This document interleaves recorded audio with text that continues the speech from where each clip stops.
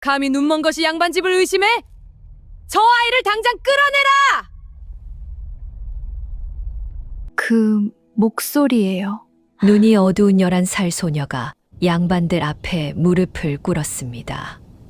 어머니는 살인 누명을 쓰고 처형을 사흘 앞두고 있었고 마을 사람들조차 등을 돌린 뒤였습니다. 보이지 보이지 않는다고 않는다고. 못 들은 건 아니어요. 그런데 이 어린 것이 입을 열 때마다 양반집 어른들의 얼굴이 하얗게 질려갔습니다. 눈먼 아이의 귀가 그날 밤 들었다는 그 소리, 과연 무엇이었을까요? 달빛 아래 이야기가 계속될 수 있도록 구독과 좋아요로 응원의 마음을 보태주세요. 자, 그럼 오늘도 감동적인 옛날 이야기 지금 바로 시작합니다. 충청도 보은현 어귀에는 작은 빨래터가 하나 있었습니다. 마을에서 한 10경쯤 떨어진 곳에 맑은 개울이 굽이쳐 흐르고 너럭바위 두엇이 가지런히 누워있는 그런 자리였지요. 봄이 되면 진달래가 피고 가을이면 단풍이 물에 비치는 그저 평범한 빨래터였습니다. 이 빨래터에 매일같이 오는 두 모녀가 있었습니다. 어머니의 이름은 막실이라 했고 딸의 이름은 별이라 했습니다. 막실은 38 과부였지요. 남편을 일찍 보내고 별이를 홀로 키운 지 어느덧 10년이 넘었습니다. 빨래일로 살림을 꾸려가니 손이 거칠어질 대로 거칠어졌고 광대뼈가 도드라진 얼굴에는 잔주름이 깊이 패어 있었습니다. 그래도 별이를 부를 때만큼은 그 얼굴이 봄날 햇살처럼 풀어지곤 했지요. 별이는 11살이었습니다. 태어날 때부터 눈이 어두운 아이였지요. 막실이 처음 별이를 안았을 때 아이의 눈동자가 흐릿한 회색빛으로 천장을 향해 멀거니 떠 있는 것을 보고 막실은 사흘을 울었더랍니다. 의원도 보였고 굿도 해보았으나 별이의 눈은 끝내 빛을 받아들이지 않았습니다. 그러나 별이는 슬픈 아이가 아니었습니다. 5살 무렵부터 사람의 발소리만 듣고도 누구인지를 알아맞혔지요. 7살 때는 옆집 할미가 키우던 누렁이가 발 끄는 소리만 듣고도 다리를 다쳤다는 걸 알아냈습니다. 별이의 귀는 보통 사람의 2배쯤 밝았던 것입니다. 별이의 그러한 귀가 한 번 마을 사람들 앞에서 또렷이 빛을 발한 일이 있었지요. 며칠 전 어느 봄날 아침이었습니다. 어머니와 별이가 빨래터에서 일을 마치고 마을 어귀로 돌아오던 길에 어디선가 한숨 소리가 길게 들려왔습니다. 아이고, 이 노릇을 어찌하나. 옆집 김 영감이었습니다. 이른이 다 된 영감이 마을 어귀의 늙은 느티나무 아래에 앉아 무엇인가를 찾는 듯 두리번거리고 있었지요. 어머니가 별이의 손을 이끌어 김 영감 쪽으로 다가갔습니다. 영감님, 무슨 일이 있으세요? 막실이로구나. 내 곰방대를 잃어버렸어. 오늘 아침부터 2식경을 찾았는데 도무지 어디에 두었는지 모르겠다. 별이가 가만히 귀를 기울였지요.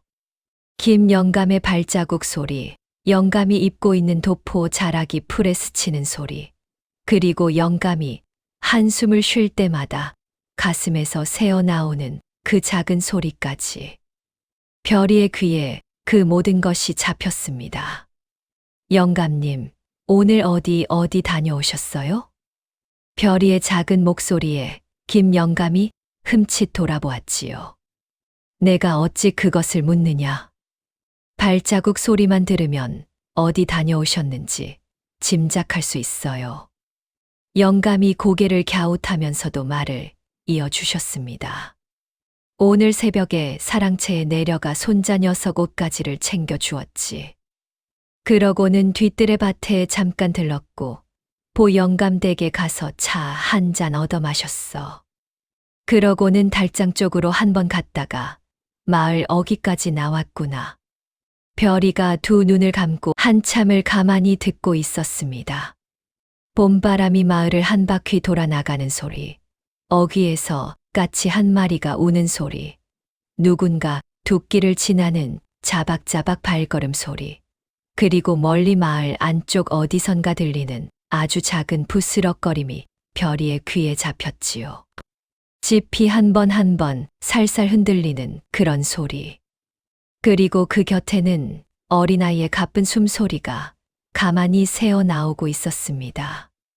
별이가 천천히 두 눈을 떴습니다. 영감님, 달장 쪽에서 누군가 짚을 부스럭거리고 있어요. 어린아이의 숨소리가 함께요. 무엇인가를 감추려는 듯한 그런 부스럭거림이에요. 영감이 두 눈을 휘둥그레 떴습니다. 이 시각이라면 손자 녀석은 분명히 사랑채에서 글 공부를 할 시간이었거든요. 이놈의 손자 녀석. 마을 어귀에 모여있던 사람들이 하나둘 모여들었습니다. 영감이 자리에서 벌떡 일어나 달장 쪽으로 젠걸음을 옮겼지요.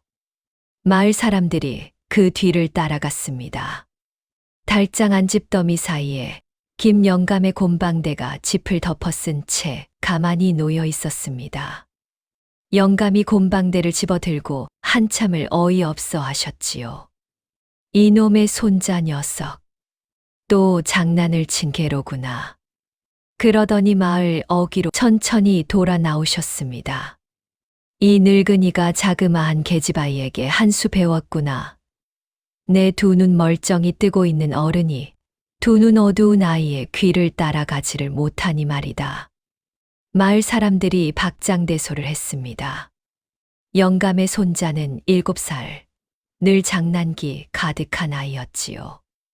며칠 전에도 영감의 집신을 한 짝 숨겨두어 영감을 골탕 먹인 일이 있었답니다.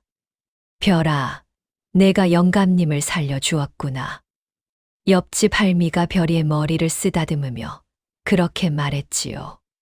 그리고 어머니 쪽을 돌아보고 또 한마디를 보태셨습니다.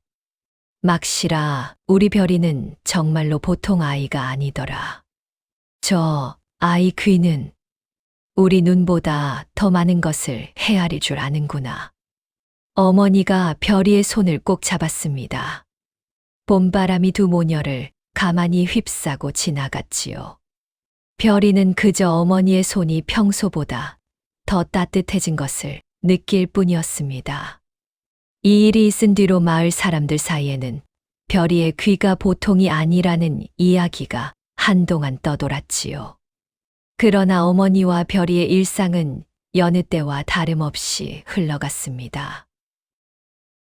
별아, 새끼줄 잡아라. 막실이 매일 아침 별이의 손에 쥐어주는 것이 있었으니 그것은 바로 한 가닥 새끼줄이었습니다. 막실이 직접 꼬아 만든 그 줄은 집 마당에서 시작해 사리문을 지나 빨래터까지 이어져 있었지요. 길섭의 나뭇가지에 돌담 모서리에 둑길의 말뚝의 매듭으로 묶여있는 그 줄을 별이는 손으로 더듬어가며 빨래터까지 혼자서도 갈 수 있었습니다. 어머니, 오늘은 바람이 매워요. 별이가 새끼줄을 따라 둑길에 올라서면서 말했습니다. 그러게 말이다.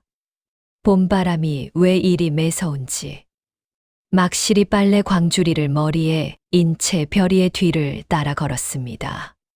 별이가 한 걸음 한 걸음 새끼줄을 더듬어 가는 모양이 마치 어른 못지않게 능숙해서 막실은 그 뒷모습을 볼 때마다 눈시울이 뜨거워지곤 했지요. 빨래터에 도착한 두 모녀는 늘 같은 자리에 앉았습니다. 막실이 광주리를 내려놓고 빨래방망이를 집어들었지요. 톡, 톡, 톡, 톡. 빨래방망이가 너럭바위를 두드리는 소리가 봄바람을 타고 멀리 퍼져나갔습니다. 별이는 어머니 옆에 앉아 그 소리를 들었습니다. 별이에게 빨래방망이 소리는 음악과 같았지요. 어머니가 힘이 있는 날에는 소리가 단단하고 또렷했고 몸이 고단한 날에는 소리에 숨이 고였습니다. 어머니가 무슨 생각을 하고 있는지 별이는 그 소리만 듣고도 다 알 수 있었습니다. 어머니, 오늘은 어디 양반댁에 빨래 가져가요? 오늘은 윤참봉 댁이지. 그 어른댁 마님이 너 보면 꼭 떡 한 덩이 쥐어주신단다. 별이가 살며시 웃었습니다. 윤참봉 댁 본처 김씨 부인. 별이가 가장 좋아하는 어른이었지요. 윤참봉 댁은 보은현에서도 손꼽히는 양반가였습니다. 소슬대문에 기와가 반듯하고 안채와 사랑채가 넉넉하게 자리 잡은 그런 집이었지요. 그러나 그 큰 집에 자식이 없었습니다. 본처 김씨 부인이 42이 되도록 아이를 점지받지 못한 까닭이었습니다. 김씨 부인은 별이를 처음 본 그날부터 그 아이를 친딸처럼 여겼습니다. 막실이 빨래 광주리를 들고 안채 마당에 들어설 때마다 부인은 별이의 손을 잡아 마루에 앉히고 떡이며 여시며 한 보따리씩 안기곤 했지요. 별이는 참 영민한 아이지. 눈이 어두운 게 무슨 흠이 되겠느냐. 마음의 눈이 이렇게 밝은데. 김씨 부인이 별이의 머리를 쓰다듬으며 그렇게 말씀하실 때면 별이는 부인의 향내를 가만히 맡았습니다. 늘 같은 향이었지요. 동백기름과 약초 달인 물이 살짝 섞인 따뜻하고 정갈한 향이었습니다. 마님 향내는 늘 변함이 없어요. 별이가 한 번은 그렇게 말씀드린 적이 있었지요. 부인이 활짝 웃으셨습니다. 별이가 내 향까지 알아주는구나. 너는 내 친딸 같은 아이다. 그날 막실이 빨래를 다 내려놓고 안채를 나오는 길에 부인이 막실을 안방 안쪽으로 들이쉬어 가만한 목소리로 무엇인가를 한참 이르셨습니다. 별이는 마루 끝에 앉아 그 소리에 귀를 기울였지요. 하지만 부인의 목소리가 워낙 가만하셨던 까닭에 분명한 말씀의 결까지는 별이의 귀에 닿지 않았습니다. 다만 어머니의 숨이 두어 번 가만히 떨리는 것만은 또렷이 들렸지요. 그 작은 떨림 하나만으로도 별이는 무엇인가 큰일이 있었음을 알 수 있었습니다. 집으로 돌아오는 길에 별이가 물었습니다. 어머니, 마님이 무슨 말씀 하셨어요? 막실이 잠시 걸음을 멈췄습니다. 그러고는 별이의 손을 꼭 쥐고 한참 만에 입을 열었지요. 별아, 마님이 내 눈을 보아주실 의원을 알아보아 주신다더라.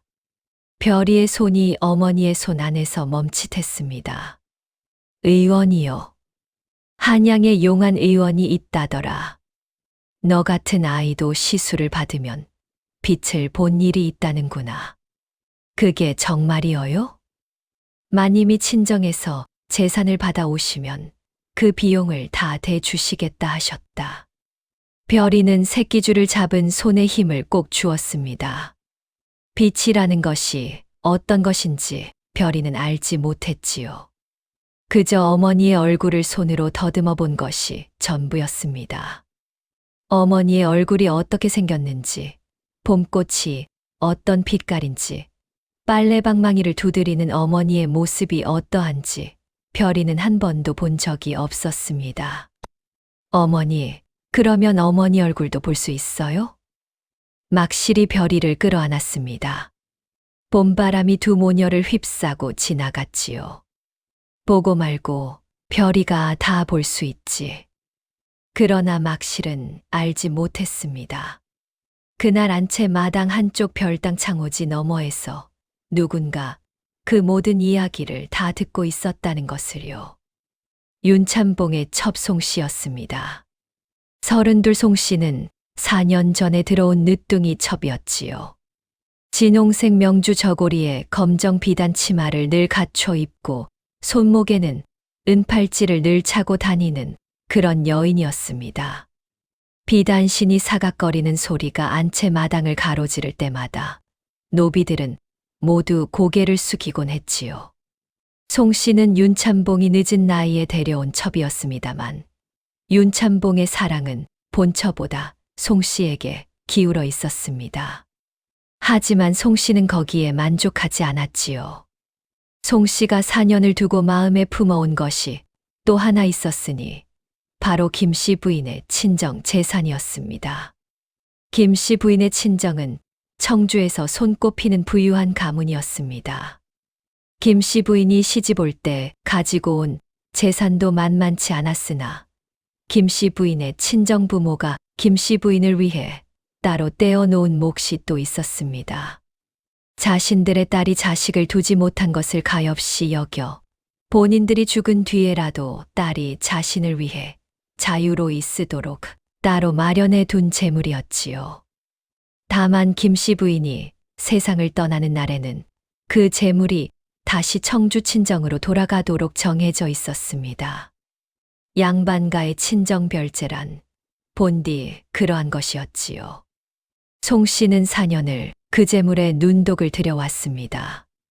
김 씨 부인이 살아있는 동안에 그 재물이 영영 자기 곁을 떠나기 전에 슬쩍 빼돌릴 셈이었지요. 그런데 그 재산이 빨래 일이나 하는 과부의 눈먼 딸에게로 간다고요?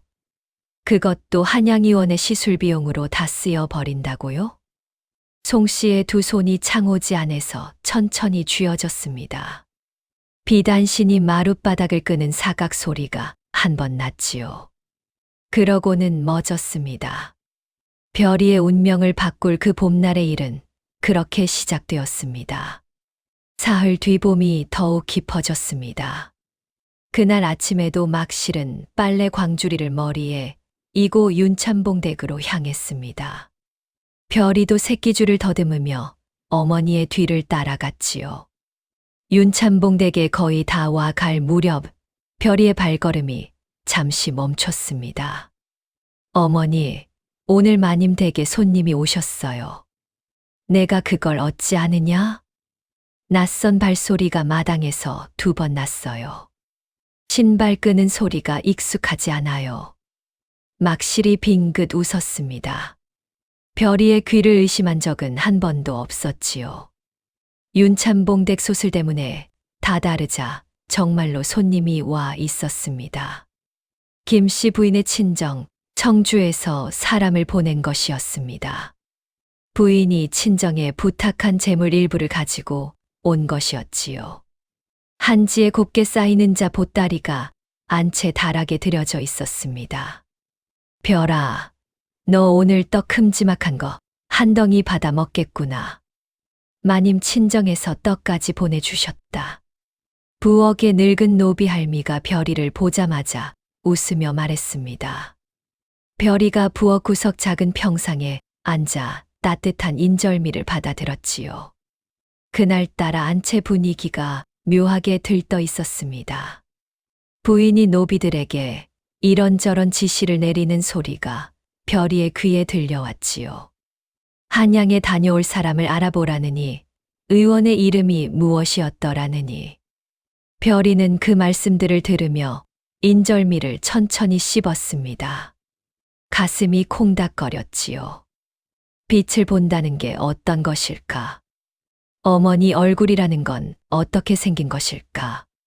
별아, 너 여기 잠깐 더 앉아 있거라. 어미는 빨래 마저 마치고 오마. 막실이 빨래를 안채 빨랫줄에 넣는 동안 별이는 부엌 평상에 앉아 있었습니다. 평상에 앉아 별이는 안채 마당에서 들려오는 모든 소리를 무심히 듣고 있었지요. 부엌 안에서는 늙은 할미가 솥뚜껑을 여닫는 소리가 고요히 들렸습니다. 톡, 톡. 도마에 식재료를 다지는 소리, 그리고 화롯불에 마른 가지가 타닥거리는 소리. 마당 어귀에서는 까치 2마리가 까악까악 울다가 잠시 멎었지요. 사랑채 쪽에서는 늙은 노복이 빗자루로 마당을 쓰는 소리가 한참 동안 이어졌습니다. 싹, 싹. 마당의 흙바닥과 빗자루가 닿는 그 익숙한 소리. 안방에서는 김 씨 부인의 자그마한 한숨이 한 번 길게 흘러나왔습니다. 보통 사람의 귀에는 들리지 않을 만큼 작은 한숨이었지요. 그러나 별이의 귀에는 그 한숨이 또렷하게 들렸습니다. 부인의 마음에 무엇인가 묵직한 짐이 얹혀 있는 듯한 그런 한숨이었지요. 별이는 그 한숨이 무엇을 뜻하는지 잠시 생각했습니다. 자식을 두지 못한 마님의 오랜 마음일까?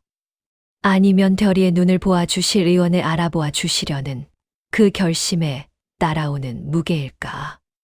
별이는 인절미를 쥔 손에 살짝 힘을 주었지요. 자박, 자박, 자박. 마당을 가로지르는 부인의 발걸음 소리. 부인은 가벼운 무명신을 신고 계셨습니다. 그래서 발소리가 사뿐했지요. 사각, 사각, 사각. 별당에서 안채로 다가오는 또 하나의 발소리. 이건 비단신이었습니다. 작은 마님 송씨의 신발이 바닥을 스치는 소리였지요. 별이는 그 소리를 알아챘으나 별 신경을 쓰지 않았습니다. 송씨가 안채에 드나드는 것은 늘 있는 일이었으니까요. 형님, 잠시 드릴 말씀이 있사옵니다. 송씨의 목소리였습니다. 평소보다 목소리가 부드러웠지요. 너무 부드러워서 도리어 어색한 그런 부드러움이었습니다. 무슨 일이요? 청주에서 보내신 그 재물 말이에요. 형님께서 어디 쓰실 작정이신지요? 방 안에서 잠시 침묵이 흘렀습니다. 별이는 인절미 씹는 것을 멈추고 가만히 귀를 기울였습니다. 이미 정해놓은 데가 있소. 눈먼 빨래꾼 딸년한테 다 쏟아부으실 작정이신가요? 송씨의 목소리가 살짝 갈라졌습니다. 별이의 귀에 그 갈라짐이 또렷하게 들렸지요. 별이의 두 손이 인절미를 꼭 쥐었습니다. 자네, 말이 지나치네. 별이는 내 친딸 같은 아이네. 그리고 이건 내 몫의 재산인데 자네가 무슨 상관인가? 친딸 같은 아이라뇨. 친딸은 아니지요. 형님께 친딸이 있으셨다면 그 재물은 형님 친딸 몫이었을 거 아닙니까? 그런데 그 자리를 빨래꾼 딸년이 차지한다는 게 말이 됩니까? 송씨. 부인의 목소리가 처음으로 높아졌습니다. 별이는 평상에서 몸을 살짝 움츠렸지요. 내 결심은 이미 섰소. 그 아이의 눈을 고쳐줄 의원을 한양에서 모셔올 것이오. 비용이 얼마가 들든 다 될 것이오. 자네는 더 이상 이 일에 끼어들지 마시오. 형님, 그건 가시오. 나는 더 들을 말이 없네. 비단신이 사각거리는 소리가 분주하게 마당을 가로질러 별당 쪽으로 사라졌습니다. 발소리가 평소보다 빨랐지요. 화가 나 있다는 뜻이었습니다. 별이는 평상에 앉은 채 한참을 가만히 있었습니다. 인절미가 손안에서 식어갔지요. 작은 마님이 어머니를 두고 빨래꾼이라 하던 그 말씨, 별이를 두고 빨래꾼 딸년이라 하던 그 말씨가 별이의 귓가에서 좀처럼 떠나지 않았습니다. 별아, 가자. 빨래를 다 널은 막실이 별이를 데리러 왔습니다. 별이가 새끼줄을 받아 쥐고 일어섰지요. 어머니, 작은 마님이 화가 나셨어요. 무슨 일로? 잘 모르겠어요. 그냥 발소리가 빨라지셨어요. 막실이 별이의 손을 꼭 잡았습니다. 그리고 두 모녀는 윤참봉 댁을 나섰지요. 그날 저녁이었습니다. 해가 산 너머로 막 넘어갈 무렵 별이와 막실의 집 살인문 앞에 늙은 노비 할미가 황급히 뛰어왔습니다. 막실아, 빨리, 빨리. 왜 그러시오, 할멈? 마님이 자네를 부르신다. 자네가 아침에 거두어 간 빨래 중 하나가 빠졌다고. 막실이 의아해했습니다. 빠진 빨래라뇨? 분명 다 챙겨왔는데요. 하여간 부인이 친히 부르시니 어서 가보거라. 별이는 여기 두고 너 혼자 가거라. 막실이 잠시 망설이다 별이의 머리를 쓰다듬었습니다. 별아, 어미 잠시 다녀오마. 곧 돌아올게. 네, 어머니. 다녀오세요. 막실이 봄밤의 어둠 속으로 발걸음을 옮겼습니다. 별이는 살인문 앞에 새끼줄을 손에 쥔 채 어머니의 발소리가 멀어지는 것을 들었지요. 자박, 자박, 자박. 어머니의 집신 소리가 둑길을 따라 점점 작아져 갔습니다.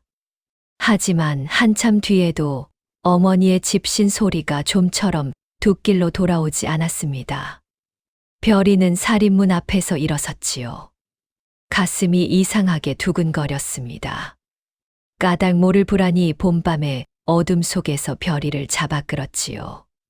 별이가 새끼줄을 손에 쥐고 둑길로 한 발 한 발 나섰습니다. 어머니를 마중 나가야겠다는 생각뿐이었지요. 둑길의 절반쯤 갔을까요? 윤참봉대 뒷담이 손에 닿을 거리쯤 되는 그 자리에서 별이는 우뚝 멈춰 섰습니다. 안채 쪽에서 이상한 소리들이 들려왔거든요. 누군가 큰 소리로 무엇인가를 내뱉는 소리. 곧이어 무거운 것이 마룻바닥에 한 번 쿵 부딪히는 소리. 그러고는 끄윽, 끄윽, 끄윽. 무거운 무엇인가가 마룻바닥에 길게 끌리는 그 소리가 한참 동안 이어졌습니다. 별이의 두 손이 새끼줄을 꼭 쥐었지요. 무엇인가 큰 일이 벌어졌다는 것을 별이의 귀가 또렷이 알려주었습니다. 다만 그것이 무엇인지는 별이로서도 그 자리에서는 짐작할 수 없었지요. 그리고 한참 뒤였습니다. 안채 마당으로 자박, 자박, 자박 어머니의 집신 소리가 들어가는 것이 별이의 귀에 잡혔습니다. 별이가 멍하니 그 소리를 들었지요. 어머니가 안채에 들어가신 그 시각은 그 무거운 끄는 소리가 멎고도 한참 뒤였습니다. 이상한 일이었습니다. 별이는 까닭 모를 두려움에 새끼줄을 도로 잡고 집으로 돌아왔지요. 살인문 앞에 다시 앉아 어머니가 돌아오시기를 기다렸습니다. 별이가 살인문 앞에 한식경을 앉아 있는 동안 늙은 노비 할미가 다시 뛰어왔지요. 이번에는 숨이 턱에 차 있었습니다. 별아, 별아. 할멈이세요? 별아, 큰일 났다. 마님이, 큰 마님이 안채에서 돌아가셨다. 별이의 새끼줄을 쥔 손이 굳었습니다. 마님이요? 다듬이돌에 머리를 부딪히고 안채 마룻바닥에 쓰러져 계셨단다. 별아, 마님께서 돌아가셨어. 별이는 그 자리에 우두커니 서 있었습니다. 따스한 향내가 변함없던 그 부인이 별이의 머리를 쓰다듬어 주시던 그 부드러운 손길이. 어머니는요? 어머니는 어디 있어요? 할미가 별이의 어깨를 부여잡았습니다. 손이 부들부들 떨리고 있었지요. 별아, 놀라지 말고 들어라. 사람들이 내 어미를 마님을 죽인 죄로 잡아갔단다. 별이의 새끼줄을 쥔 손이 가만히 굳었습니다. 그러나 별이는 울지 않았지요. 흐릿한 회색빛 눈동자가 봄밤의 어둠을 가만히 마주하고 있었습니다. 할멈, 어머니가 그러신 게 아니어요. 별아, 무슨 소리냐. 제가 다 들었어요. 마님이 돌아가신 그 소리를. 어머니의 집신 소리는 그 소리가 멎고 한참 뒤에야 윤참봉댁 마당에 들어왔어요. 별이야, 정신을 차리거라. 이 할미가 무슨 말을 하는지 모르겠느냐. 내 어미가 잡혀갔다는 게야. 슬픔이 너무 깊어 헛것을 들었나 보구나. 할멈, 헛것이 아니어요. 제가 분명히 들었어요. 이 어린 것이 무슨. 양반 어른들이 다 보신 일을 두고 어찌 그런 소리를 한단 말이냐. 작은 마님께서 직접 본 일이라 하시더라. 자네 어미가 마님과 빨래 일로 다투다가 다듬이돌로 부엌에서 마님 머리를 내리치셨다고. 별이는 새끼줄을 가슴에 꼭 끌어안았습니다. 어머니가 묶어준 마지막 매듭의 감촉이 별이의 손가락 끝에 닿았지요. 마을의 어른조차 별이의 말을 들어주지 않을 것이 분명했습니다. 그러나 별이는 확신하고 있었습니다. 어머니는 결코 그런 일을 하실 분이 아니라는 것을요. 봄밤의 바람이 차가웠습니다. 별이의 흐릿한 두 눈에 한 줄기 눈물이 천천히 차올랐으나 그것은 슬픔의 눈물이 아니었습니다. 어머니를 살려야겠다는 작은 결심의 눈물이었지요. 날이 밝았습니다. 별이는 옆집 할미네 방에서 밤을 지새우고 새벽같이 일어났지요. 흐릿한 두 눈은 부어 있었으나 별이의 입술은 단단히 다물어져 있었습니다. 별이가 옷고름을 메고 신을 신으니 옆집 할미가 깜짝 놀랐습니다. 별아, 어디를 가려고? 관아에 가요. 관아에 가서 무엇 하려고? 어머니는 안 했어요.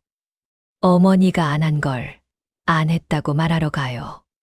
할미가 별이의 손을 부여잡았습니다. 별아, 사또 어른 앞에서 그 말이 어찌 통한단 말이냐. 게다가 너는 제가 눈먼 아이라 안 통한다는 말씀이세요? 할미가 말을 잊지 못하셨지요. 별이가 새끼줄 한 가닥을 꺼내 옷고름에 매듭 지었습니다. 어머니가 늘 이끌던 그 새끼줄을 별이는 한 가닥 짧게 잘라 가져왔던 것입니다. 할멈, 저 다녀올게요. 어머니가 돌아오실 때까지 살인문 잠그지 말아주세요. 별이가 살인문을 나섰습니다. 보은연 관아까지는 어른걸음으로 1식경, 별이의 걸음으로는 2식경이 넘는 길이었지요. 그러나 별이는 한 번도 그 길을 가본 적이 없는데도 거침없이 걸었습니다. 둑길의 굽이 하나하나, 마을 어귀 돌담의 모서리 하나하나가 별이의 머릿속에 다 새겨져 있었던 것입니다. 봄 새벽의 안개가 둑길에 자욱했습니다. 별이의 발걸음 한 걸음 한 걸음마다 풀잎에 맺힌 이슬이 신을 적셨지요. 어디선가 멀리 텃새가 우는 소리가 들려왔습니다. 별이가 잠시 걸음을 멈췄습니다. 가슴 깊은 곳에서 두려움이 한 줄기 솟구쳐 올라왔지요. 사또 나리는 어떤 분이실까? 양반 어른이 눈먼 아이의 말을 들어주시기는 할까? 아니, 관아 문지기들이 나를 안으로 들이기는 할까? 별이는 옷고름에 메어둔 새끼줄 매듭을 손가락 끝으로 가만히 만졌습니다. 어머니가 늘 묶어주시던 그 매듭의 모양이 손가락 끝에 또렷이 잡혔지요. 어머니의 손길이 거기 그대로 남아있는 것만 같았습니다. 어머니, 별이가 가요. 어머니, 살리러 가요. 별이가 한 발자국 더 내딛다가 잠시 멈춰 섰습니다. 그러고는 마님이 누워 계실 안채 쪽을 향해 가만히 고개를 돌렸지요. 그리고 마님이 한도 별이가 풀어드릴게요. 마님께서 저를 보아주신 그 마음으로요. 봄 새벽의 안개가 별이의 어깨를 가만히 감쌌습니다. 두려움은 사라지지 않았으나 어머니의 매듭과 마님의 마음이 함께 별이를 한 발 한 발 앞으로 데려가 주었지요. 별이가 관아 앞에 도착했을 때는 해가 중천을 넘은 무렵이었습니다. 소슬대문 앞에 문지기가 두어서 있었지요. 꼬마 계집애가 무슨 일이냐? 사또 나리께 드릴 말씀이 있어 왔어요. 문지기가 코웃음을 쳤습니다. 사또 나리께 너 같은 계집애가 게다가 문지기가 별이의 눈을 가만히 들여다보았습니다. 흐릿한 회색빛이 돌아오는 것을 보고 문지기의 눈이 동그래졌지요. 너 눈먼 아이로구나. 예, 그렇습니다. 가거라. 저리 비켜라. 사또 나리는 눈먼 아이의 푸념을 들으실 만큼 한가하지 않으시다. 별이가 그 자리에 무릎을 꿇었습니다. 돌바닥이 차가웠지요. 가지 않을 거예요. 이놈의 계집애가. 문지기가 별이를 끌어내려 했습니다. 그때였습니다. 관아 안쪽에서 늙은 사람의 헛기침 소리가 들려왔지요. 잠깐, 흰머리에 흰 수염을 단정하게 갖춘 키 큰 노인이 소슬대문 안쪽에서 걸어 나왔습니다. 짙은 남색 도포에 검정갓을 쓰고 한 손에는 작은 장부와 붓을 든 분이었지요. 보은현 관아의 늙은 형방, 동돌이 영감이었습니다. 문 앞에서 무슨 소란인가. 형방 어른, 이 눈먼 계집애가 사또 어른을 뵙겠다고 무릎을 꿇고 있습니다요. 동돌이 영감이 별이를 가만히 내려다보았습니다. 그 눈빛이 형형하면서도 따뜻했지요. 동돌이 영감의 발자국 소리가 별이의 귀에 처음 닿은 그 순간부터 별이는 이분이 보통 어른이 아니라는 것을 느꼈습니다. 발걸음이 단정하면서도 가벼웠지요. 보폭이 일정하게 맞춰져 있고 도포 자락이 바람에 살짝 스치는 소리가 묘하게 부드러웠습니다. 평생 그를 가까이 한 어른의 발걸음. 다른 사람의 약함을 함부로 짓밟지 않는 어른의 발걸음이었습니다. 동돌이 영감의 목소리도 마찬가지였습니다. 늙은이의 목소리에는 보통 거친 결이 묻기 마련인데 영감의 목소리는 결이 곱고 가지런했지요. 한마디 한마디를 가만히 골라두었다가 천천히 꺼내는 듯한 그런 어조였습니다. 별이의 작은 가슴이 한 번 꿈틀했지요. 이분이라면 어쩌면 별이의 말씀을 들어주실지도 모르겠다는 생각이 든 것이었습니다. 별이의 흐릿한 두 눈도 동돌이 영감 쪽을 향했습니다. 꼬마야, 어디서 왔느냐? 앞개울 너머에서 왔어요. 이름은 별이라 합니다. 내가 그 이름을 들은 일이 있다. 어제 윤참봉 댁에서 일이 있었던 빨래꾼 막실의 딸이로구나. 예, 그러합니다. 내 어미를 위해 왔느냐? 예. 어머니는 마님을 죽이지 않았어요. 동돌이 영감이 한참 동안 별이를 내려다보고 있었습니다. 그러고는 천천히 고개를 끄덕였지요. 들어오너라. 형방 어른, 저 아이를 들이시려고요? 이 사람아, 나라의 법이란 늙은이의 푸념도 듣고 어린아이의 호소도 듣는 법일세. 문지기가 입을 다물었습니다. 별이가 일어섰지요. 옷자락을 털고 새끼줄 매듭을 한번 꽉 쥔 다음 동돌이 영감의 발소리를 따라 관아 마당으로 들어섰습니다. 관아 마당은 넓었습니다. 별이의 귀의 마당이 얼마나 넓은지가 다 잡혔지요. 한쪽에서 아전들이 무엇인가 적고 있었고 다른 쪽에서 포졸 둘이 창을 들고 서 있었습니다. 동원마루 위에 사또가 앉아 있었지요. 박사또, 보은현감이었습니다. 50을 넘긴 박사또는 둥근 얼굴에 살집이 있는 어른이었습니다. 눈이 반쯤 감긴 듯한 게으른 인상이었고 한 손에는 늘 부채가 들려 있었지요.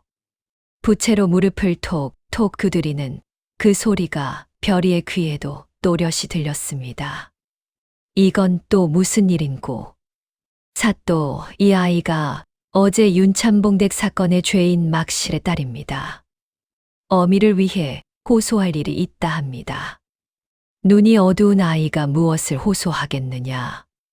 어미가 살인을 저질렀으니 자식된 도리로 슬퍼함이야 마땅하다만 그게 어찌 호소거리가 되겠나. 박사또의 부채가 무릎을 톡톡 두드렸습니다. 별이는 그 소리를 들으며 마당 한가운데 무릎을 꿇었지요. 돌바닥이 차가웠습니다. 사또 날이 어머니는 마님을 죽이지 않았습니다. 눈도 어두운 내가 어찌 그것을 알겠느냐? 눈은 어두워도 귀는 밝습니다. 박사또가 부채를 멈췄습니다. 별이가 천천히 입을 열었지요. 사또 나리, 한 가지만 청을 들어주십시오. 양반 어른들 5분만 마당에 줄지어 세워주세요. 발소리만 들으면 누가 누구인지 다 맞출 수 있어요. 마당이 술렁였습니다. 아전들이 서로 얼굴을 마주 보았지요. 동돌이 영감이 박사또에게 가만히 고개를 한번 끄덕였습니다. 어디 한번 보자꾸나. 박사또가 자리에서 일어났습니다. 동원마루에서 마당으로 내려왔지요. 그러고는 자기 자신과 동돌이 영감, 그리고 아전둘, 포졸 하나를 마당 한쪽에 줄지어 세웠습니다. 꼬마야, 우리가 너에게서 10보 정도 떨어진 곳을 한 사람씩 걸어가겠다. 내가 발소리만 듣고 누가 누구인지 맞춰보거라. 예, 사또 나리. 별이는 무릎을 꿇은 채 두 눈을 감았습니다. 흐릿한 회색빛 눈동자가 어둠에 잠겼지요. 첫 번째 발소리가 울렸습니다. 자박, 자박, 자박. 한 사람이 마당 끝을 가로질렀습니다. 별이가 가만히 그 발걸음에 귀를 기울였지요. 이분은 키가 크시고 한 발 한 발 디디시는 무게가 단단하세요. 발끝이 살짝 안으로 향하시고요. 도포 자락이 비단으로 된 묵직한 옷자락이라 그 스치는 소리가 두꺼워요. 그리고 양반 어른 중에서도 가장 윗자리에 계신 분이 신으실 법한 단정한 가죽신을 신으셨네요. 마당의 양반들이 술렁였습니다. 별이가 짚어낸 그 모습은 다름 아닌 박사또였던 것이지요.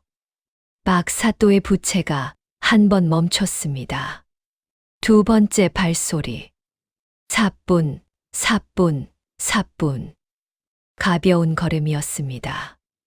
이분은 소슬대문 앞에서 저를 만나 주셨던 그 발걸음과 같으세요. 형방 어른이세요. 키가 크시니 보폭이 넓으시고 발끝이 살짝 바깥으로 향하셔요. 그리고 도포 자락이 바람에 스치는 소리가 매우 부드러우세요. 동돌이 영감이 빙긋 웃었습니다.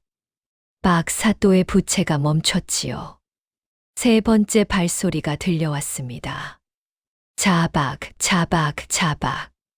무게가 한쪽으로 살짝 기우는 발걸음이었습니다. 이분은 왼쪽 무릎이 좀 불편하신 분이세요. 한 발자국 디딜 때마다 왼쪽 발이 살짝 끌리는 소리가 나요. 그래서 발자국 사이의 간격이 일정하지가 않아요. 마당 한가운데 서 있던 늙은 아전이 두 눈을 휘둥그레 떴습니다. 정말로 그분은 작년 겨울 미끄러져 무릎을 다친 일이 있었던 것이지요. 네 번째 발소리. 빠르고 가벼운 걸음이었습니다. 이분은 지금까지 들었던 발걸음 중 가장 젊으신 분이에요. 발이 가볍고 보폭이 좁아요. 그리고 신을 신은 지 얼마 되지 않으신 듯해요. 집이 마당 흙바닥에 쓸리는 소리가 새 것에 그것이에요. 그 집신이 가지런하고 짜임이 단단한 것이 관아에서 이를 보시는 군졸 같으신 분이세요. 다섯 번째, 무겁고 천천한 발소리였습니다. 이분은 키가 크시고 체구가 크신 분이세요. 보폭이 길어요. 그리고 한 발 디디실 때마다 발등이 한 번 살짝 위로 들리는데요. 발이 무거워서 디딜 때마다 마당 흙이 한 번씩 살짝 흩어지는 소리가 나요. 마당의 모든 사람들이 입을 다물지 못했습니다. 별이가 5명의 발걸음을 한 명도 틀리지 않고 그 사람의 몸 상태와 나이까지 짚어낸 것이었지요. 박사또의 손에 쥐어 있던 부채가 또 한 번 떨렸습니다. 세상에 이런 일이. 박사또가 부채를 무릎 위에 내려놓았습니다. 게으르던 눈빛이 처음으로 또렷해졌지요. 동돌이 영감이 한 발짝 앞으로 나섰습니다. 사또, 이 아이의 귀가 보통이 아닙니다. 귀로 들은 것을 증언하면 우리가 듣지 못한 것을 알 수 있을지 모릅니다. 박 사또가 한참을 망설였지요. 그러고는 천천히 입을 열었습니다. 꼬마야, 그러면 묻겠다. 어제 윤참봉 댁에서 무엇을 들었느냐? 별이가 무릎 꿇은 채 고개를 들었습니다. 사또 날이 어젯밤 마님이 돌아가신 시각 즈음에 어머니는 마님 댁에 들어가지도 않으셨어요. 마당이 잠시 조용해졌습니다. 그게 무슨 말이냐?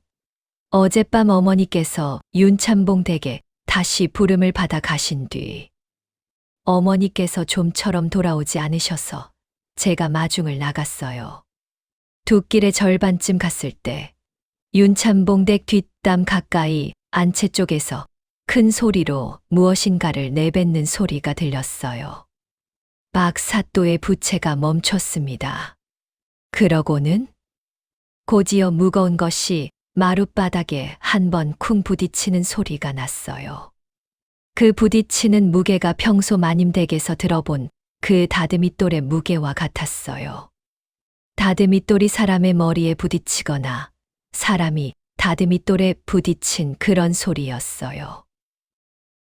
그러고는 무거운 것이 마룻바닥을 길게 끄는 소리가 한참 동안 이어졌어요. 끄흑, 끄흑, 끄흑. 다듬이돌을 누군가 옮기는 그 소리가 한참 났지요.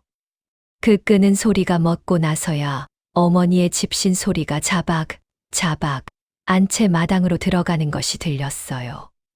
어머니가 안채에 들어가신 시각은 그 다듬이돌 끄는 소리가 멎고도 한참 뒤였어요.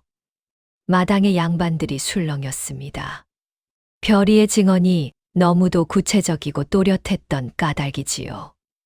박 사또가 자리에서 천천히 일어섰습니다. 부채가 손에서 미끄러져 마룻바닥에 떨어졌지요. 관아 마당에 무거운 침묵이 내려앉았습니다. 별이의 그 한마디가 양반 어른들의 얼굴을 굳혔지요. 어머니가 마님을 죽이지 않았다는 말 정도가 아니라 마님이 돌아가신 시각에 어머니는 아직 안채에 들어가지도 않았다는 말이었으니까요. 그 말이 사실이라면 그 사이 안채에서는 누가 마님과 함께 있었을까요? 박 사또가 부채를 다시 집어들었지요. 손이 살짝 떨리고 있었습니다. 꼬마야, 내 말이 사실이라면 큰일이다. 그 시각에 안채에 누가 함께 있었느냐? 발소리를 들었느냐? 예, 사또 나리. 비단신이 사각거리는 소리가 안채 마당을 가로지르는 걸 들었어요. 마님이 돌아가시기 직전에요. 비단신을 신은 사람이 누구냐? 별이가 잠시 망설였지요. 그러나 곧 입을 열었습니다. 작은 마님 송씨이세요. 마당이 다시 술렁였습니다. 아전들이 서로 얼굴을 마주 보았고 박 사또의 부채가 멈췄지요. 동돌이 영감이 사또 곁으로 다가가 작은 목소리로 무엇인가를 한참 아뢰었습니다. 박 사또가 고개를 끄덕였지요. 동돌이 영감, 윤참봉 댁에 사람을 보내어 작은 마님 송씨를 모셔오게. 예, 사또. 포졸 둘이 윤참봉 댁으로 출발했습니다. 별이는 마당에 무릎을 꿇은 채 기다렸지요. 그동안 동돌이 영감이 별이 곁으로 와 따뜻한 보리차 한 사발을 가져다 주었습니다. 꼬마야, 마시거라. 목이 마를 게다. 감사합니다. 형방 어른. 별이가 보리차를 한 모금 마시는 동안 박 사또는 부채를 손에 쥔 채 동원 마루를 거닐었습니다. 사또의 가슴 깊은 곳에서 이상한 무엇인가가 꿈틀거리고 있었지요. 송씨가 관아에 도착한 것은 한식경이 지난 뒤였습니다. 사각, 사각, 사각. 마당을 가로지르는 비단신 소리가 들려왔지요. 별이는 그 소리만 듣고도 송씨가 왔다는 걸 알았습니다. 어이쿠, 사또. 이 무슨 일이옵니까? 죽은 형님을 두고 슬픔에 잠겨 있는 사람을 이리 갑자기 부르시다니요. 송 씨의 목소리가 아주 가늘게 떨렸습니다. 별이의 귀에 그 떨림이 또렷하게 잡혔지요. 그러나 박사또나 다른 양반들의 귀에는 그저 슬픔에 잠긴 첩에 떨리는 목소리로만 들렸을 것입니다. 송 씨 부인, 이 아이가 묻고 싶은 게 있다 하니 잠시 답변해 주시지요. 이 눈먼 아이가 말이옵니까? 예, 그렇소. 송 씨가 별이를 내려다봤습니다. 별이는 송 씨의 발끝을 향해 고개를 들었지요. 흐릿한 회색빛 눈동자가 송 씨의 얼굴을 향해 가만히 머물렀습니다. 꼬마야, 무엇이 묻고 싶으냐? 송 씨의 목소리가 부드러웠습니다. 너무 부드러워서 도리어 어색했지요. 별이는 그 어색함을 놓치지 않았습니다. 작은 마님, 어제 저녁 마님이 돌아가시기 전에 안채에 계셨지요? 안채, 아니다. 나는 별당에 있었느니라. 별당에서 안채로 가는 비단신 소리가 분명 있었어요. 꼬마야, 내가 잘못 들은 게야. 나는 그 시각에 별당에 있었어. 노비들에게 물어보거라. 송 씨가 동돌이 영감 쪽으로 고개를 돌렸습니다. 형방 어른, 노비들 중 누구든 데려다 물으셔도 좋소. 나는 그 시각에 별당에서 자수를 놓고 있었소. 하지만 작은 마님, 비단신 소리는 분명 있었어요. 꼬마야, 내가 눈먼 게 죄가 아니다만 안 들은 것을 들었다 우기는 건 죄야. 사또, 이 아이가 거짓을 말하고 있습니다. 어미가 살인을 저지른 게 죄스러워서 다른 사람에게 누명을 씌우려 하는 것입니다.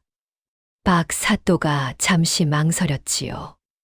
그러나 동돌이 영감이 한 발짝 앞으로 나섰습니다. 송 씨 부인, 그러면 한 가지만 더 묻겠소. 어제 안채에서 마님과 무슨 다툼이라도 있었소이까? 다툼이라뇨.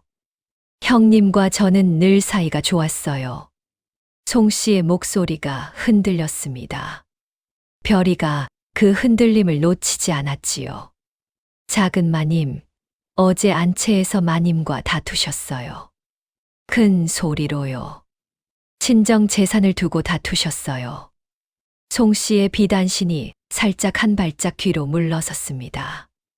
별이의 귀에 그 발걸음의 흔들림이 잡혔지요.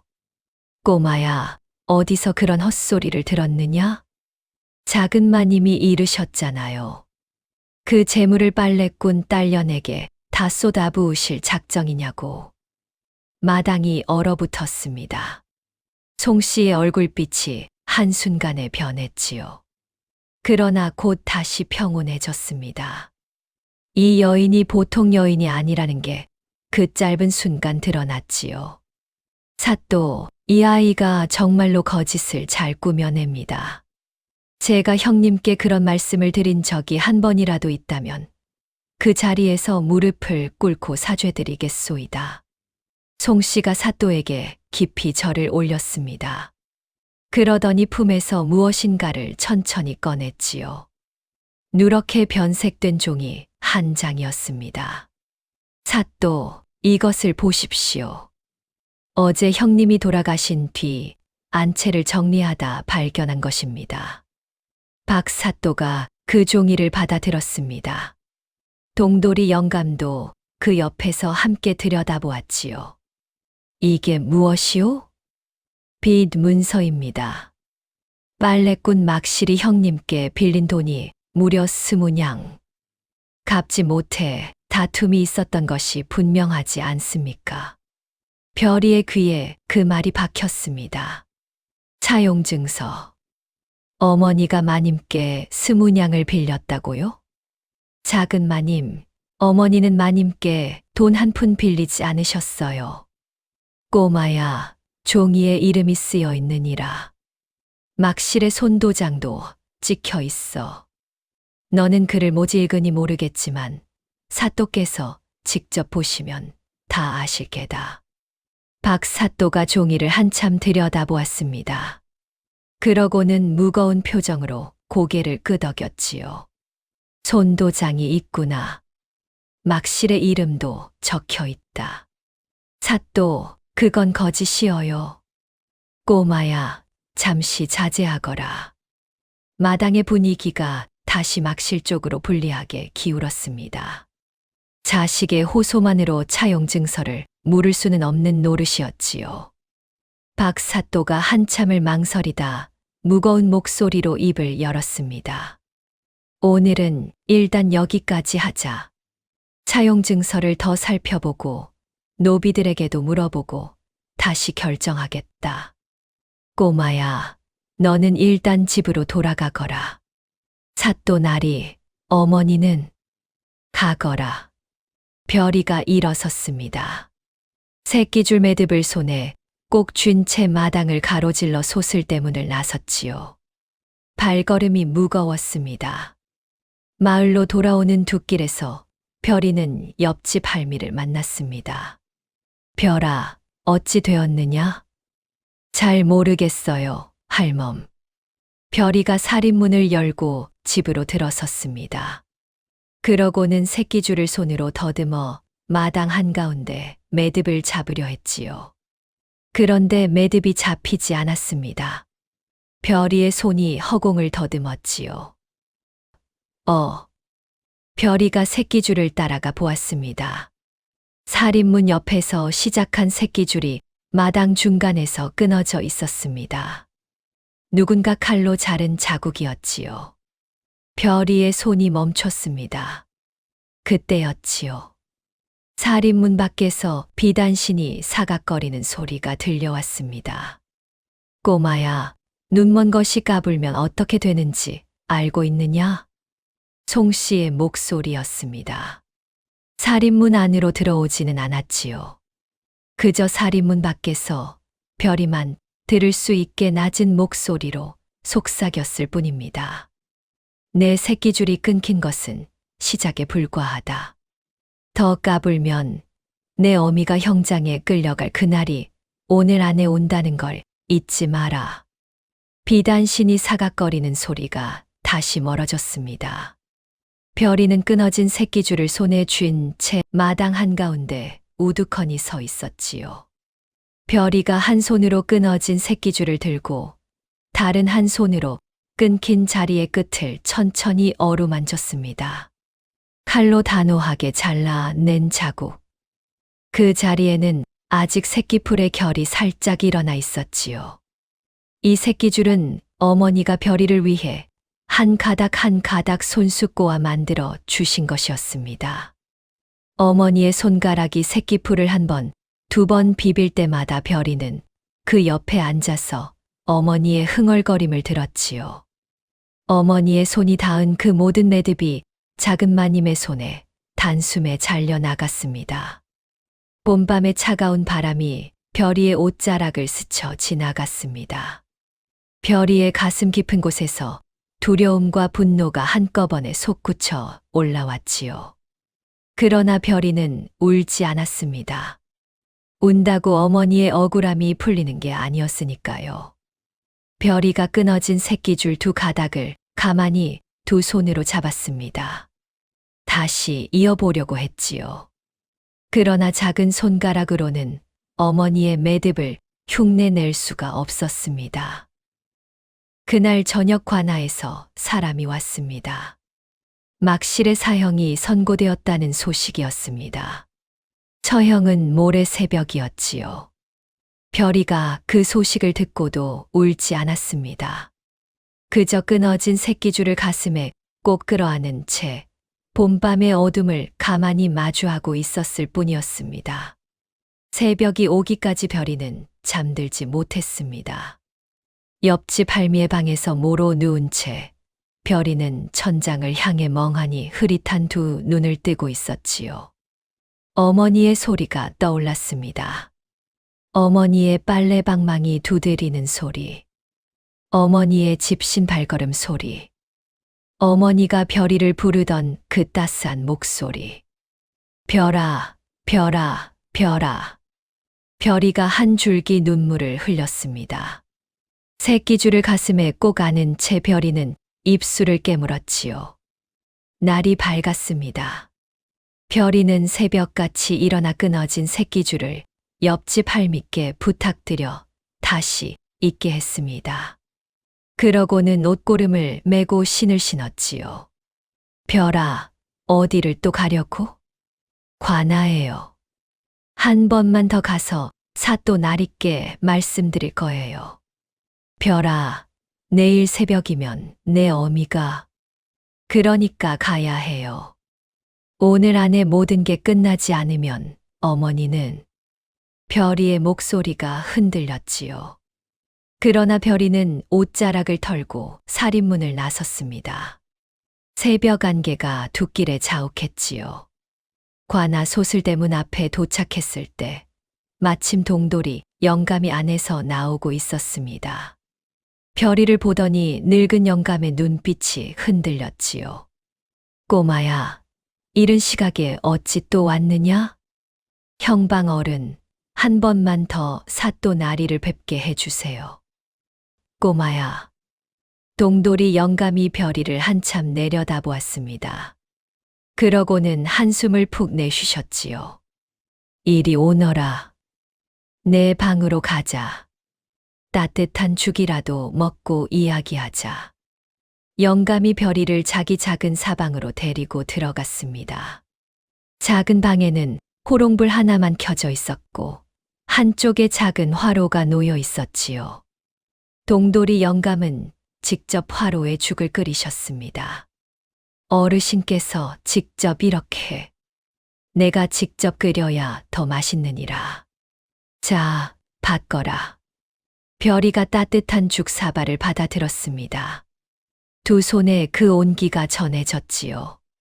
별이는 한참 동안 그 사발을 안고만 있었습니다. 꼬마야, 그날 밤 일을 처음부터 다시 한번 짚어보자.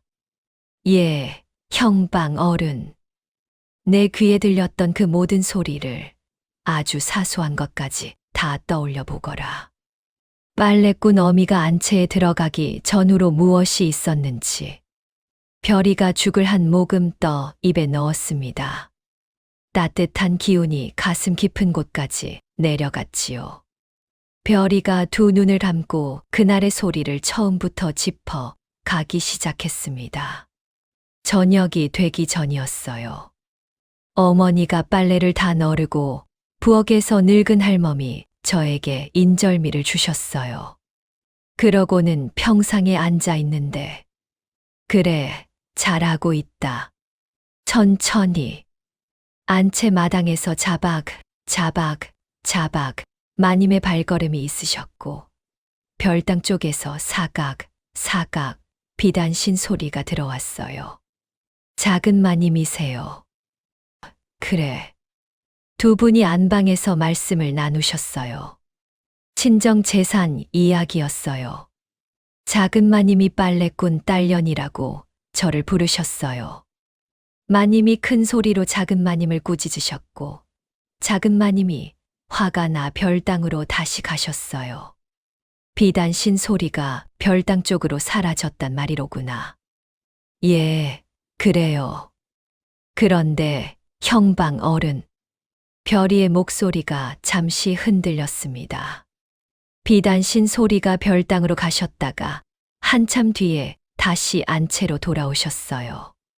뭐라고? 어머니와 제가 윤참봉 댁을 나선 뒤 1시경쯤 지난 시각이었을 거예요.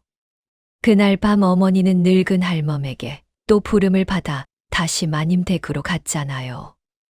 그 사이에 비단신 소리가 별당에서 안채로 돌아오는 걸 제가 들었어요. 내가 어떻게 그것을 들었느냐?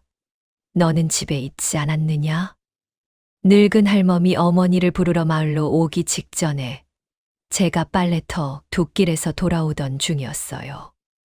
윤참봉대 뒷담을 지나는데 비단신 소리가 안채 쪽에서 들려왔어요. 분명 작은 마님이 안채로 다시 가신 거예요. 동돌이 영감의 손이 죽사발을 들다 멈췄습니다. 그러면 그 비단신 소리가 안채에 들어간 뒤에 무슨 소리가 또 들렸느냐? 별이가 두 눈을 다시 감았습니다. 천천히 그날의 소리를 떠올렸지요. 마님이 무슨 말씀을 하셨어요? 큰 소리는 아니었어요. 그런데 작은 마님이 마님을 부르시면서 형방 어른, 평소에 작은 마님은 마님을 늘 형님이라고만 부르셨어요. 그런데 그날은 무어라 부르셨느냐? 별이가 입술을 가만히 깨물었습니다. 그 호칭이 별이의 입에서 떨어지지 않았지요. 그러나 별이는 작은 목소리로 마침내 그것을 토해냈습니다. 흑비 같은 년이라 하셨느냐? 예. 작은 마님이 마님을 향해 흙비 같은 년이라 하셨어요. 평소에 한 번도 그렇게 부르신 적이 없었어요. 그날만, 그 한 번만요. 동돌이 영감의 손이 떨렸습니다. 흙비. 황사가 누렇게 하늘을 가리는 모습. 더럽고 흐릿한 것을 두고 흙비 같다 부르는 말이었지요. 양반과 본처에게 첩이 그런 욕설을 퍼부었다면 그것은 보통 분노가 아니었습니다. 그러고는 무슨 소리가 났느냐? 다듬이돌이 마룻바닥에 떨어지는 소리가 났어요. 아니, 떨어진 게 아니에요. 형방 어른. 다듬이돌은 무거우니까 다 떨어지면 한 번 쿵 하고 끝나는데 그날은 다듬이돌이 마룻바닥을 끄는 소리가 났어요.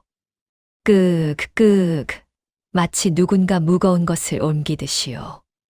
동돌이 영감의 두 눈이 커졌습니다. 끄는 소리라고? 예. 그러고는 비단신 소리가 안채에서 부엌 쪽으로 옮겨졌어요. 1시경쯤 뒤에 어머니의 집신 소리가 그 안채 마당으로 들어왔어요. 어머니가 마님을 발견하셨던 거예요. 방 안에 무거운 침묵이 흘렀습니다. 동돌이 영감이 죽사발을 천천히 내려놓았지요. 늙은 영감의 손이 떨리고 있었습니다. 꼬마야, 내 말이 사실이라면 마님은 다듬이돌을 머리에 부딪혀 안채에서 돌아가신 게 아니다. 부엌에서 돌아가시지 않으셨어요? 부엌이 아니다. 안채 안방에서 다투다 돌아가신 후에 누군가 시신을 다듬이돌과 함께 부엌으로 옮긴 게야. 마치 부엌에서 빨래꾼과 다투다 사고가 난 것처럼 보이게 하려고. 별이의 손이 새끼줄 매듭을 꽉 쥐었습니다. 형방 어른, 그러면 꼬마야, 내 귀가 보통이 아니로구나.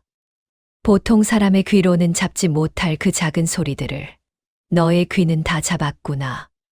별이가 두 눈을 천천히 떴습니다. 흐릿한 회색빛 눈동자가 동돌이 영감 쪽을 향했지요. 형방 어른, 왜 그러느냐, 꼬마야? 안 보이는 게 약점이 아니었어요. 그 사람들이 절 안 본 게 약점이었어요. 방 안에 호롱불이 별이의 작은 얼굴 위에서 일렁거렸습니다. 양반 어른들은요, 다들 저를 못 본 사람으로만 여기셨어요. 저 눈먼 아이는 아무것도 모를 거다. 아무것도 듣지 못할 거다. 그렇게만 여기셨어요. 그래서 제 앞에서 무슨 말이든 거리낌 없이 하셨고, 무슨 짓이든 거리낌 없이 하셨어요. 그게 그분들의 약점이었던 거예요. 동돌이 영감이 한참을 별이를 바라보았습니다. 늙은 두 눈에서 무엇인가가 반짝였지요. 꼬마야, 너는 보통 아이가 아니로구나. 형방 어른, 한 번만 더 사또 날있게 말씀드리게 해주세요. 오늘이 마지막 기회예요. 내일 새벽이면 어머니가. 동돌이 영감이 자리에서 일어섰습니다. 가자. 사또께 가자. 나도 너와 함께 가서 말씀드리겠다. 별이가 죽사발을 마저 비웠습니다. 따뜻한 기운이 가슴에 가득 찼지요. 새끼줄 매듭을 손에 쥔 별이의 작은 어깨가 처음으로 단단해 보였습니다. 관아 마당에 사람들이 가득 모여 있었습니다.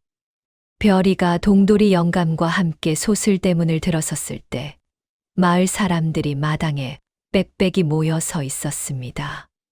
어제 사형 선고가 내려진 막실의 처형이 다음 날 새벽이라는 소문이 마을에 돌면서 마지막으로 한 번이라도 막실의 얼굴을 보겠다고 모여든 것이지요.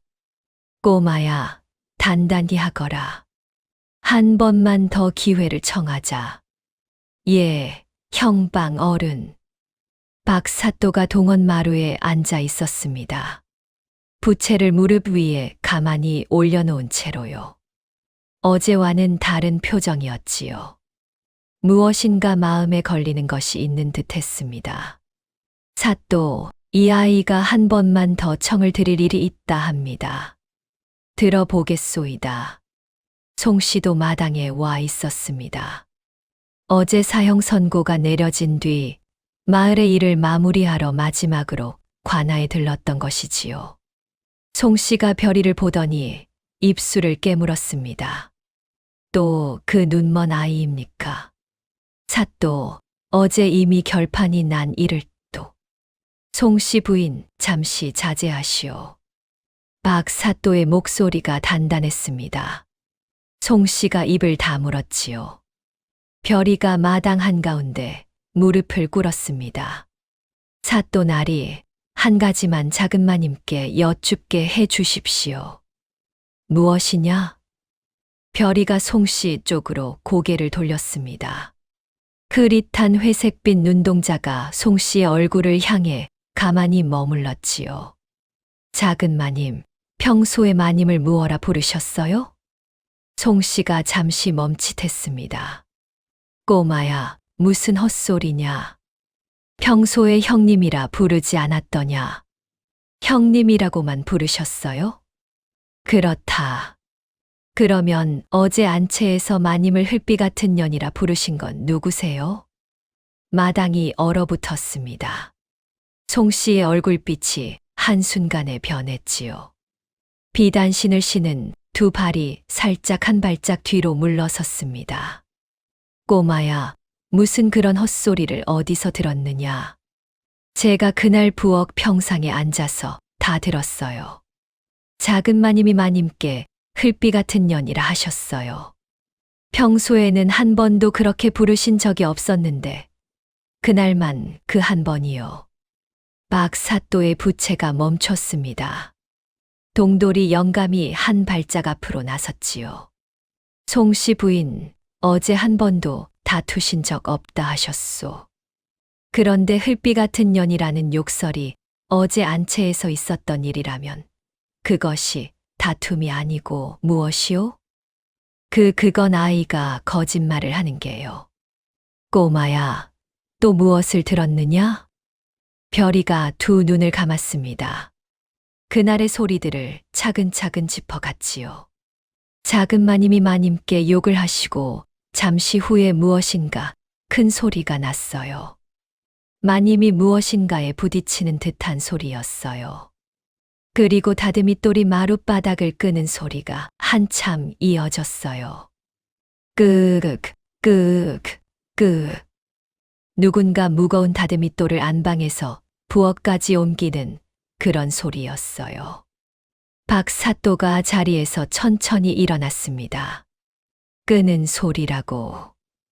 예, 사또 나리. 다듬이돌은 떨어지면 한 번 쿵 하고 끝나는데 그날은 다듬이돌을 누군가 옮기는 소리였어요. 마님은 안방에서 돌아가셨어요. 부엌이 아니에요. 누군가 시신과 다듬이돌을 부엌으로 옮긴 거예요. 마당에 모여있던 마을 사람들이 술렁이기 시작했습니다. 송 씨가 한 발짝 앞으로 나섰습니다. 목소리에 분노가 묻어 있었지요. 사또, 이 아이는 거짓을 말하고 있습니다. 어제 차용 증서까지 보시지 않으셨습니까? 빨래꾼이 형님께 빚을 졌고 갚지 못해 다툼이 있었던 게 분명하옵니다. 송 씨 부인, 그 차용 증서 말이요. 박사또의 부채가 무릎을 한 번 두드렸습니다. 어제와는 전혀 다른 단단한 손길이었지요. 그 종이는 부인이 안채를 정리하다 발견했다 하셨소. 그렇소이까? 예, 그러하옵니다. 그러면 어제 안채에는 부인이 들어가신 게요. 송 씨의 얼굴이 다시 굳었습니다. 그건 부인이 어제 안채를 정리하셨다고 직접 말씀하셨소. 안채에 들어가셨다는 뜻이 아니오? 박사또가 동돌이 영감을 돌아보았습니다. 그러고는 결연한 목소리로 명을 내렸지요. 동돌이 영감, 지금 즉시 포졸셋을 데리고 윤참봉댁 안채로 가시오. 안방 마룻바닥과 부엌까지의 길을 살펴보시오. 만약 이 아이의 말이 사실이라면 무거운 다듬이돌을 옮긴 자국이 마룻바닥 어딘가에 남아있을 게요. 예, 사또. 그리고 또 한 가지. 박사또의 목소리가 더욱 단단해졌습니다. 그 차용 증서. 막실의 손도장이 찍혀있다 하지 않았소. 옥에 갇힌 막실의 손도장을 다시 받아오시오. 진짜 손도장과 그 차용증의 손도장을 대조해 보겠소. 송 씨의 비단신이 또 한 발짝 뒤로 물러섰습니다. 별이의 귀에 그 작은 흔들림이 또렷이 잡혔지요. 사또 그것은 굳이 그러실 필요까지는 굳이 그래야 하오. 박사또의 목소리가 단호했습니다. 동돌이 영감이 깊이 절을 올리고 포졸셋과 함께 소슬대문을 나섰지요. 마을 사람들도 그 뒤를 따라 우르르 나섰습니다. 윤참봉댁이 멀지 않은 곳에 있었으니 모두 함께 결과를 보러 가는 것이었지요. 송 씨는 마당 한쪽에 서서 비단신만 만지작거리고 있었습니다.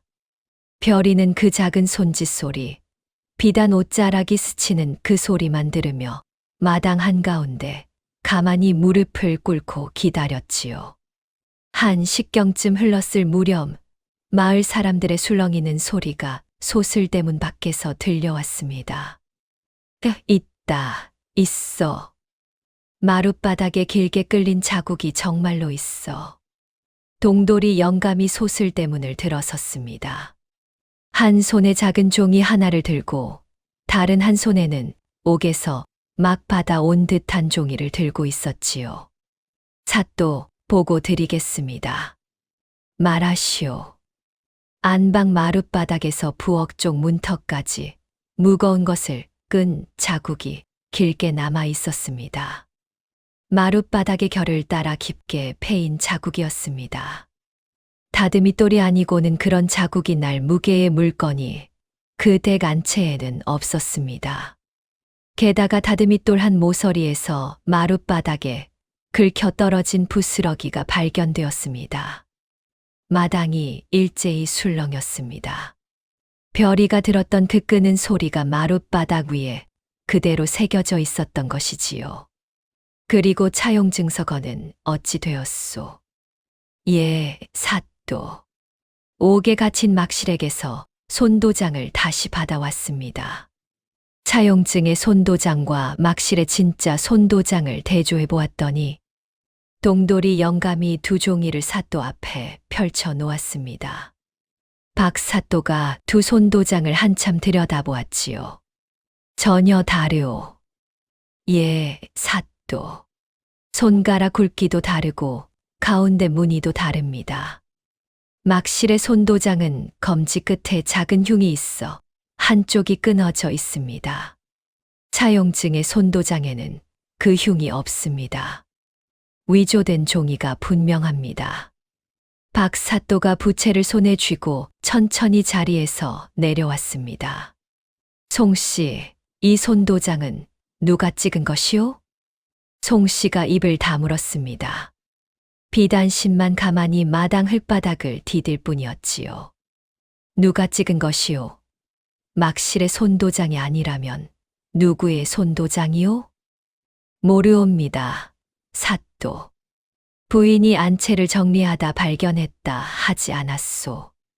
그 차용 증서가 어디에서 나왔는지 부인은 정확히 알고 있을 것이요. 송 씨의 얼굴빛이 종이장처럼 하얘졌습니다. 입술이 가늘게 떨렸지요. 송 씨, 그러면 마지막으로 한 가지만 더 확인하겠소. 동돌이 영감, 윤참봉댁 별당으로 즉시 가시오. 송 씨 부인의 침실함부터 다 뒤지시오. 김 씨 부인의 친정 폐물이 어디에 있는지부터 확인해야겠소. 사또, 그것은 송 씨 부인이 떳떳하다면 별당 수색을 두려워할 까닭이 무엇이오? 송 씨가 그 자리에 주저앉았습니다. 비단신이 사각거리는 소리도 더는 나지 않았지요. 노비들이 송 씨를 둘러싸 잠시도 마당을 떠나지 못하게 했습니다.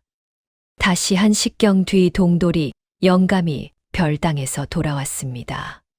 손에 무엇인가 든 채였습니다. 비단 보자기에 쌓인 묵직한 보따리였지요.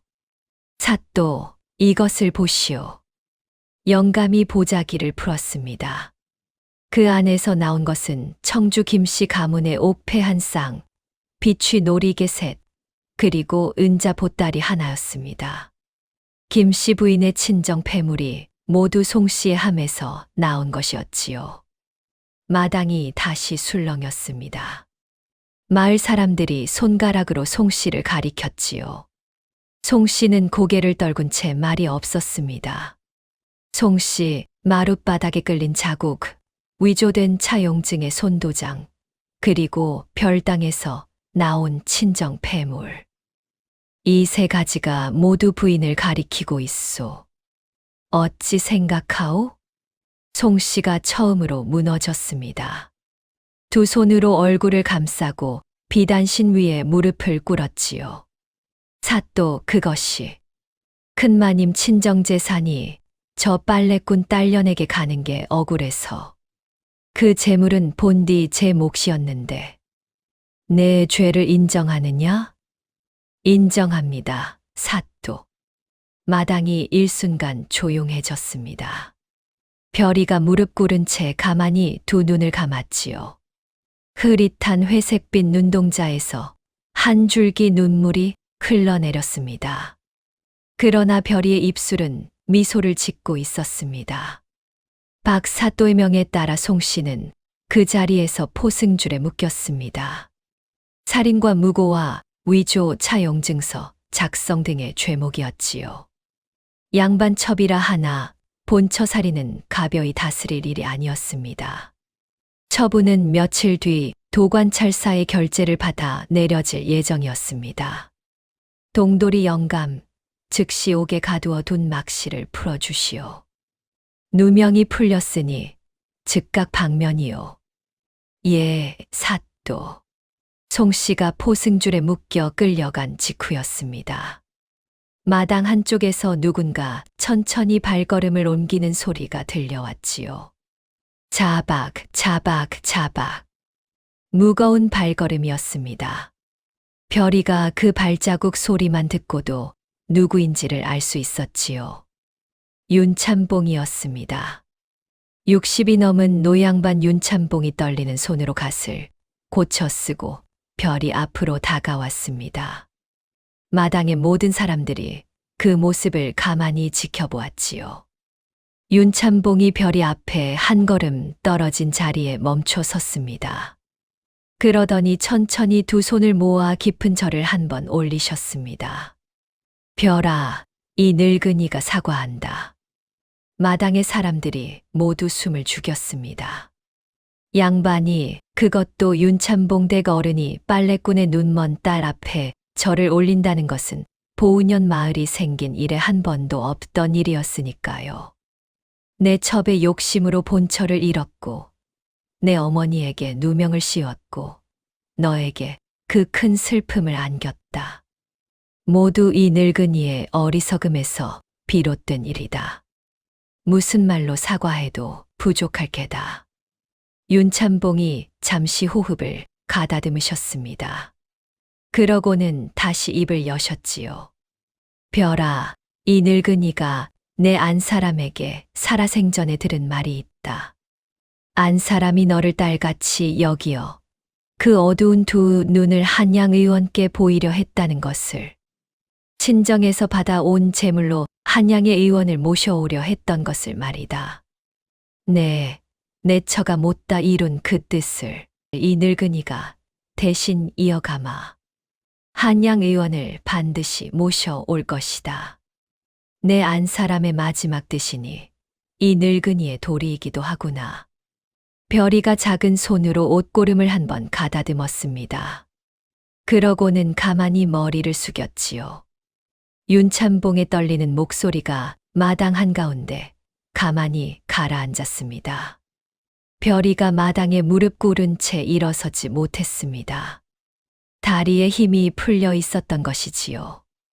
그때 한 사람이 마당을 가로질러 별이에게 달려왔습니다. 집신이 마당의 흙바닥을 자박 두드리는 그 익숙한 소리. 별아, 어머니. 막실이 별이를 끌어안았습니다. 옥살이 사흘에 어머니의 얼굴이 수척해 있었으나 그 품의 따뜻한 만큼은 변함이 없었지요. 별이가 어머니의 얼굴을 두 손으로 더듬었습니다. 어머니의 얼굴이, 어머니의 눈물이 별이의 작은 손가락 끝에 다 닿았습니다. 어머니, 정말로 어머니군요. 돌아오셨어요. 별아, 우리 별아. 마당에 모여있던 마을 사람들이 하나둘 눈물을 훔쳤습니다. 박사또도 부채를 손에 쥔 채 한참 동안 두 모녀를 내려다보았지요. 동돌이 영감의 늙은 두 눈에서도 따뜻한 무엇이 반짝였습니다. 마을 사람들이 두 모녀를 둘러쌌습니다. 하나둘 별이의 작은 어깨를 가만히 두드려 주었지요. 별아, 잘했다. 정말 잘했어. 내 덕에 우리 마을이 죄 없는 사람을 형장에 보내지 않았다. 가장 먼저 다가온 분은 옆집 할미였습니다. 별아, 이 할미는 단 한 번도 내 어머니를 의심하지 않았어. 그러나 너만큼 단단하지 못해 사또 나리께 한마디도 거들지 못했구나. 미안하다. 미안해. 별이가 옆집 할미의 거친 손을 가만히 잡았습니다. 할멈, 그 마음만으로도 충분해요. 진짜 어두운 건 눈이 아니라 마음인데 할멈은 단 한 번도 마음이 어두워지신 적이 없잖아요. 마당의 사람들이 그 말을 듣고 또 한 번 눈물을 훔쳤습니다. 봄이 한층 더 깊어졌지요. 그 다음 날 아침이었습니다. 별이와 어머니는 다시 빨래터로 향하는 둑길을 걷고 있었습니다. 새끼줄이 다시 묶여 있었지요. 별이는 새끼줄을 손에 쥔 채 어머니의 뒤를 따라 걸었습니다. 어머니의 집신 소리가 둑길을 따라 들려왔습니다. 빨래터에 도착해 어머니가 광주리를 내려놓았지요. 그러고는 빨래방망이를 집어들었습니다. 톡, 톡, 톡, 톡. 어머니가 빨래방망이로 너럭바위를 두드리는 그 소리가 봄바람을 타고 멀리 퍼져나갔습니다. 별이는 어머니 옆에 앉아 그 소리를 들었습니다. 어머니의 빨래방망이 소리는 며칠 전과 똑같았지요.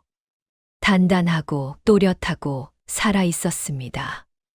별이가 옷섭에서 무엇인가 작은 것을 꺼냈습니다. 김씨 부인이 살아생전 별이에게 쥐어주신 분홍빛 명주천 한 조각이었지요. 별이는 그 천을 두 손에 꼭 쥐었습니다. 부인의 향내가 아직도 그 천에 어렴풋이 남아있는 듯 했습니다. 마님 감사합니다. 별이가 작은 목소리로 그렇게 말했지요. 어머니가 빨래방망이를 잠시 멈추고 별이를 바라보았습니다. 그러고는 다시 빨래방망이를 들었지요. 톡, 톡, 톡, 톡. 그 소리가 봄바람을 타고 둑길 멀리까지 퍼져나갔습니다. 그 후로 별이의 이야기가 보은년 근방에 두루 퍼졌지요. 사람들은 두 눈 어두운 그 작은 아이가 큰 양반집을 바로 세우고 죄 없이 잡혀가던 어미를 살려냈다는 그 일을 두고두고 이야기했답니다. 어떤 이는 별이의 그 밝은 귀를 두고 하늘이 내려주신 것이라 했고, 어떤 이는 마님께서 별이를 어여삐 보아주시던 그 따스한 마음이 남긴 것이라 했지요. 다만 누가 무엇이라 하든 한 가지만은 모두 한 입으로 말했습니다. 거짓은 눈은 속여도 귀는 속이지 못하는 법이라고. 마음의 눈이 밝은 자가 본 것은 어느 것 하나 거짓이 없는 법이라고요. 이 이야기에서 제 마음에 가장 오래 남은 장면이 있어요. 별이가 동돌이 영감 앞에서 따뜻한 죽 한 그릇을 받아들고 그날의 소리를 하나하나 짚어가다가 마지막에 가만히 이렇게 말하는 장면이요. 안 보이는 게 약점이 아니었어요. 그 사람들이 절 안 본 게 약점이었던 거예요. 저는 이 한 줄을 쓰면서 한참 동안 생각에 잠겼습니다. 세상은 자꾸 별이에게 말했지요. 눈이 어두우니 너는 약하다. 눈이 어두우니 너는 보이지 않는 자리에 있어야 한다. 그런데 별이는 그 약하다 하던 자리에서 자기의 약점을 무기로 바꿔버렸어요. 11살 작은 아이가요. 오늘 이야기 속 별이는 눈이 어두운 아이로 그려졌지요.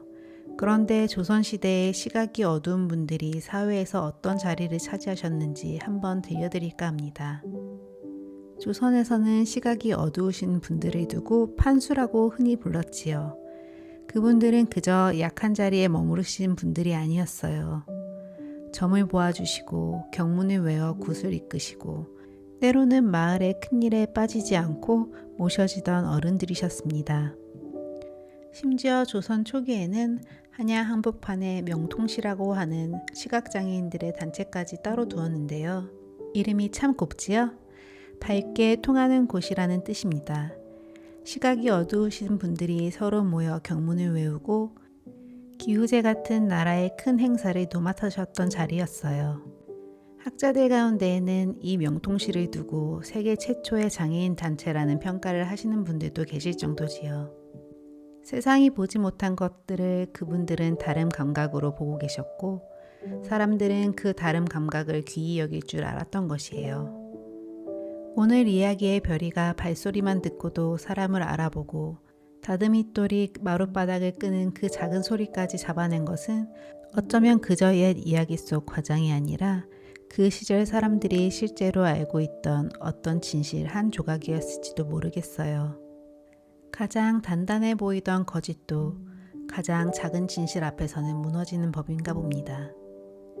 여러분들께서는 별이의 그 작은 한마디 중에서 어느 말이 가장 마음에 닿으셨나요? 댓글로 알려주시면 정말 반갑겠습니다.